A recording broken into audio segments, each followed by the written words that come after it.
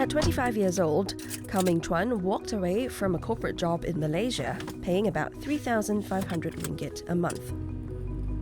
Today, he is a pickleball coach, earning just over 1,000 ringgit in some months. So what does it really cost to quit a full-time job in your 20s? Ming-chuan used to work in e-commerce sales, managing online platforms like Shopee and Lazada. It was steady work, but it didn't feel fulfilling. I don't know whether it's a good or it's a wrong way, but I just want to share that the kind of feeling is that I feel there's no interest and I feel very bored, a bit mundane. But he didn't quit on impulse. Before resigning, he had already started coaching pickleball on the side.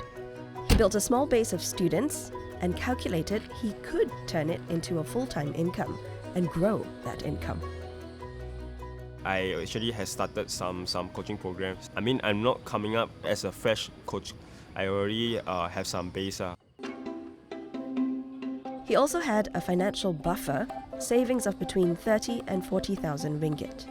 He estimated it was enough to last him up to 2 years if he kept expenses low. He moved back in with his parents instead of renting a place and cut spending on non-essentials and travel. Today, pickleball pays his bills, but only just. Currently, I can be sustained for my money expenses, but there's no much saving compared to corporate job. In a good month, he earns about 3,000 ringgit, still less than his corporate salary. But in a bad month, income can drop to just over 1,000 ringgit, less than a third of what he used to earn. In such months, he still dips into his savings. But unlike his corporate days, there's little room to grow his nest egg. He has flexibility, but hardly any financial cushion. Friends who are in the gig economy status, the key difference between these friends as well as those in corporate employment is that there is a lack of stability as well as consistency, right, in the income flow. So we have heard of the guidelines, right? Maybe between 3 to 6 months of a person's income or a person's monthly expenses. That typically applies more to friends who are in the corporate sector or maybe in a fixed employment sector.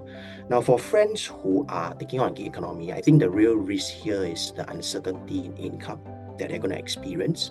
So for that, if we really want to play a little bit safe, my own personal view is it should be at least 6 months of their previous income, last drawn income, or at least 12 months of expenses. When individuals are in corporate employment or in a stable employment, they do have structured retirement contributions.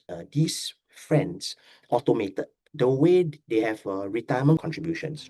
The key thing is that now when an individual makes this change, certain patterns and forced systems in their finances are no longer there, right? Which means to say for these friends, when they do make the change, they do need to take note of one thing.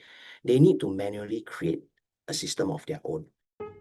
To manage volatility, Ming-chuan built multiple income streams: coaching, hosting games and corporate pickleball events, refereeing, and prize money from competitions. But it's not a steady paycheck. If I participate for 4, maybe I get 1. Coaching remains his most stable income. But unlike his corporate job, earnings are tied directly to hours worked and physical stamina. That means if he's injured, he can't make money. Furthermore, as pickleball grows in popularity, competition among coaches is increasing. To protect his income, Ming-chuan says he has to stand out. I compete on competition also. So that's my differentiate with others. Because some people they didn't go for competition, they just coach.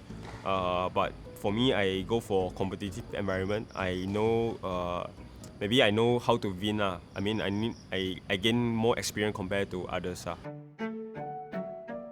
Growing recognition is now helping to reduce some of his expenses. I can say the more I grow, the less I pay actually. I get sponsored from gears or any also competition fee also. For now, flexibility has replaced financial predictability. You can arrange your time easily You can just do your works at your time freely. For me, corporate job is just do for money because you want to get paid. But here's the reality. Ming Chuan does not see pickleball as his permanent career. He is currently pursuing a master's degree in business intelligence and keeping the door open to return to corporate life. Currently, I would treat pickleball as a part-time base. I will be focusing on maybe back to corporate job. I think it is smarter in that sense for younger people in their 20s to experiment this, as this gives them more room for mistakes and experimenting. As opposed to an individual who decides to commence on this transition, maybe when they're in their 40s or 50s maybe, it becomes a bit tougher. Because why? Chances are friends of this age would have quite a fair bit of commitments.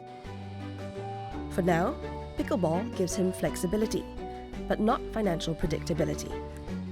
If you were in his shoes, young and with some money in the bank, would you make the same trade?